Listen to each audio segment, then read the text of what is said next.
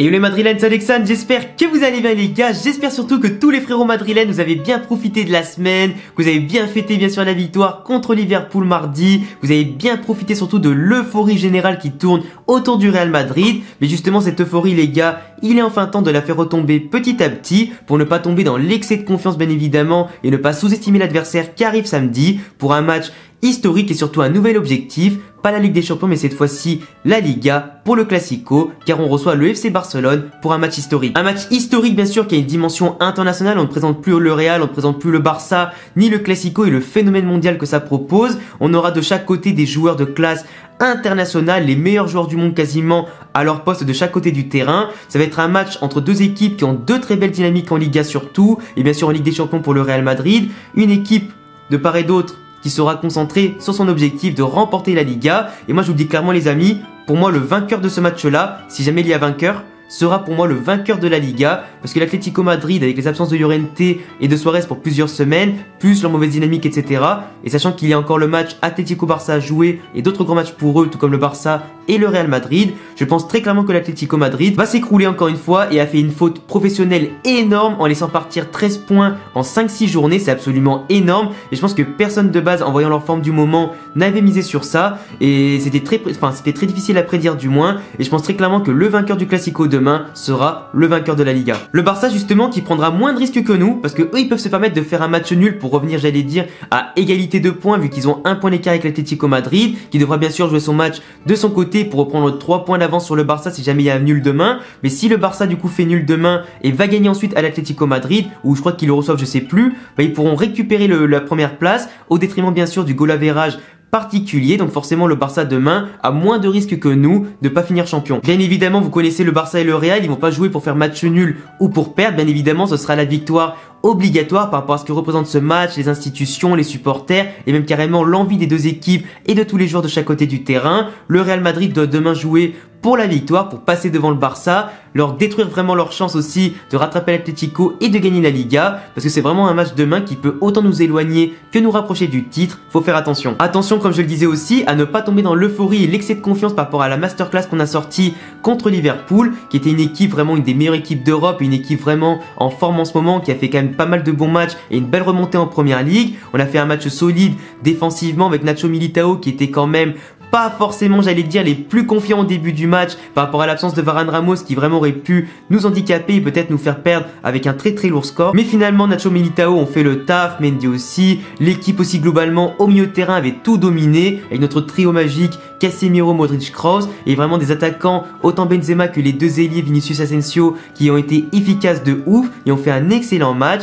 et j'espère vraiment que la même prestation se retrouvera au Classico demain. Et pour moi vraiment je pense que pour le Real Madrid qui jouera demain en 4-4-2 non pas en 4-3-3 parce que je vois pas Zidane enchaîner 2 matchs contre Liverpool et 1 entre 2 contre le Barça avec le même 11 de départ sans faire un minimum de changement, tu vois. Je le vois pas faire 3 fois le même 11. Moi je pense qu'il y aura vraiment demain un esprit de refaire comme au match aller, d'imposer un 4-4-2 avec Valverde du coup qui a pu rejouer l'autre jour rapidement contre Liverpool pour instaurer un grand pressing, de la vitesse, casser les lignes, surtout de l'engagement physique et bien évidemment de la technique parce qu'on a aujourd'hui un bien meilleur milieu de terrain que le Barça. Entre le trio magique et Valverde, il y a de quoi en tout cas les soulever physiquement tout comme techniquement pour tenir le ballon, pourquoi pas garder la possession et bien sûr lancer les rampes de lancement Asensio ou Vinicius suivant lequel jouera demain ou Rodrigo quand il rentrera en jeu et bien sûr servira à merveille Benzema qui je pense nous sortira encore une fois une masterclass. Donc déjà pour moi il y a plusieurs facteurs X dans ce match comme je le répète, ce sera Nacho et Militao en défense centrale qui devront tenir leur rang, l'absence de Varane Ramos qui sont deux joueurs de classe mondiale,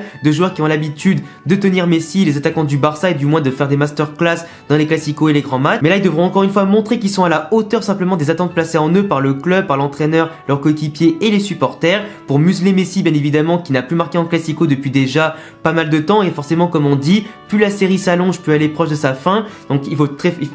faudra faire très attention à ne pas faire de faute pour un penalty pour que Messi puisse marquer, pas de coup franc aux abords de la surface pour qu'il puisse marquer vu qu'il est très doué là-dedans, et bien sûr ne pas lui laisser le moindre espace, de faire un décalage à un coéquipier, la passe décisive ou pourquoi pas une frappe. Il y aura aussi bien sûr le facteur X de performance de Ferland Mendy et de Lucas Vazquez sur les côtés qui devront tenir les deux flèches, soit Griezmann, soit Ousmane Dembélé par rapport à ce qu'ils peuvent faire, surtout Ousmane Dembélé en ce moment qui rentre et qui fait des belles rentrées, des belles prestations titulaires, qui fait la différence en marquant des buts ou en faisant des passes D ou des pénaux provoqués. C'est vraiment l'homme en forme là-bas plus que Messi limite du côté du Barça offensivement, qui leur donne beaucoup de points précieux, qui prend de la confiance, même s'il a été très critiqué par les blessures, son hygiène de vie et ses performances irrégulières. Mais là on voit vraiment que Dembélé montre tout ce qu'il sait faire au FC Barcelone, d'où le fait que Ferland Mendy aura du travail. Mais je pense que si on arrive avec le 4-4-2 à avoir la possession et bien jouer sur le côté gauche, qui est en général leur point faible derrière Dest ou Mingueza ou Sergio Roberto suivant lequel est aligné, je pense qu'il y a largement de l'espace pour nous, pour Vinicius et Ferland Mendy, de faire la différence sur le côté et du coup de faire reculer Ousmane Dembélé en le forçant à défendre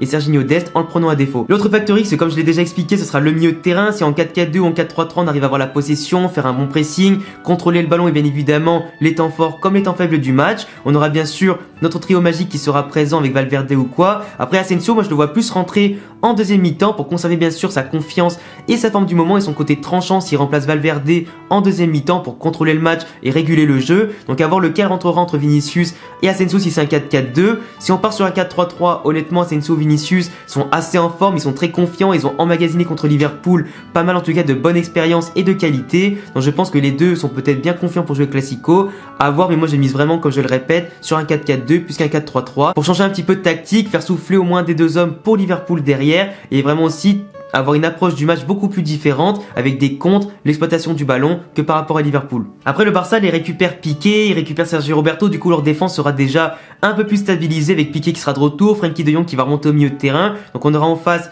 Busquets, De Jong et Pedri qui sont vraiment très bons dans la technique et conservation du ballon. Avec Messi forcément ça joue très très bien, mais on a clairement vu dans les derniers matchs de Liga que contre les blocs bas etc, où les défenses avec un peu plus d'expérience ils ont beaucoup de mal à créer du jeu, trouver la différence et avoir de la créativité. Efficacité bien évidemment qui est plus en général de notre côté vu que eux attendent plutôt les 10 dernières minutes pour marquer un but quand ils sont en difficulté, parce que des fois le Barça ils mettent des 3, 4, 5-1 en ce moment contre les équipes de Liga, mais si bien évidemment quand l'opposition se joue vraiment sérieusement, ils ont beaucoup plus de mal, c'est logique. Mais là, je pense vraiment que le Barça et le Real, si tu veux, ont vraiment des dynamiques très positives de chaque côté et que le match sera vraiment spectaculaire et que ça va se jouer sur des détails comme d'habitude. Il y a deux grands gardiens de chaque côté. La défense de notre côté est certes décimée, mais on a des jeunes qui ont pris la relève. Enfin, Nacho, il est plus forcément très jeune, mais ils ont quand même pris la relève de Ramos et de Varane contre Liverpool. À voir s'ils vont enchaîner avec une deuxième masterclass en seulement une semaine, puis après une troisième contre Liverpool derrière. Mais vraiment, je suis très confiant par rapport à Mendy. Vazquez sera titulaire parce que Carvajal touche à peine le ballon à l'entraînement et si jamais il est dans le groupe demain,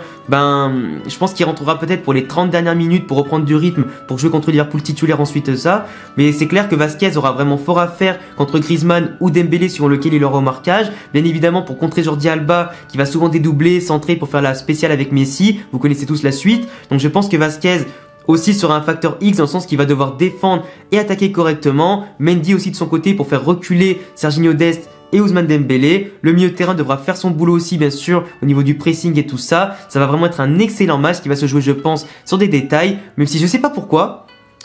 les gars et vous me direz ce que vous en pensez. J'ai vraiment l'impression d'avoir un Classico demain qui sera exceptionnel avec sûrement un gros score du style 3-2, 4-3. Enfin j'ai vraiment ce sentiment là qu'il va y avoir beaucoup de buts de chaque côté, beaucoup d'efficacité, de ratés, de polémiques, mais en tout cas on aura un Classico exceptionnel. Après pour conclure la vidéo les amis, pour mes attentes par rapport au match de demain, moi je veux vraiment un Real Madrid qui soit solide, confiant, qui soit généreux dans les efforts, qui soit solidaire comme d'habitude, qui va vouloir créer du jeu et pas se cacher derrière en tout cas un rideau défensif, qui va provoquer le Barça, aller le chercher pour exploiter ses moindres failles, jouer crânement notre chance pour bien sûr les ridiculiser j'allais dire comme à l'aller et pour encore une fois leur passer dessus cette saison, pour encore une fois faire taire tous les Catalans, qu'on remporte les 2 Classicos de suite dans la saison, ce qui serait quand même plutôt intéressant pour la confiance bien sûr, pour aller chercher la Liga et la Ligue des Champions derrière. On a en tout cas toutes les cartes en main, les cadres sont présents, les jeunes sont présents et efficaces, il n'y a rien en tout cas qui peut nous arrêter aujourd'hui, je suis confiant. Et par contre j'ai vraiment beaucoup aimé les conférences de presse de Coman, de Zidane qui ont vraiment montré du respect envers les deux clubs de part et d'autre, par rapport aux joueurs aussi de l'équipe adverse, par rapport aux conditions.